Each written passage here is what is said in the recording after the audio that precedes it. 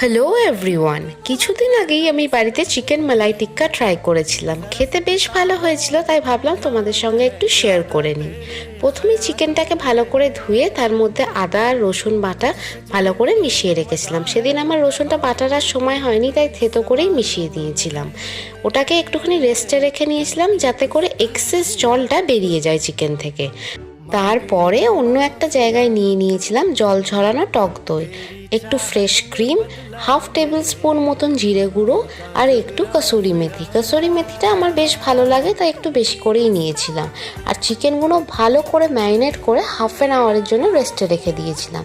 যদি 2 to 3 hours রাখা যায় তাহলে কিন্তু আরও বেটার হয় জিনিসটা। তার পরবর্তীতে একটা প্যানে ভালো করে অয়েল ব্রাশ করে চিকেনগুলো দিয়ে দিয়েছিলাম, আর বাটারটা ওপর থেকে দিয়েছিলাম যাতে বাটারের গন্ধটা বেশ ভালো থাকে।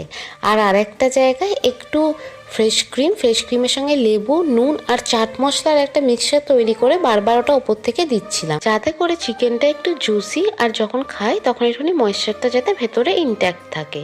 কিছুক্ষণ এরকম করে ঢাকা চাপা দিয়ে আরেকটু কুক করে সুন্দরভাবে সার্ভ করে নিলাম।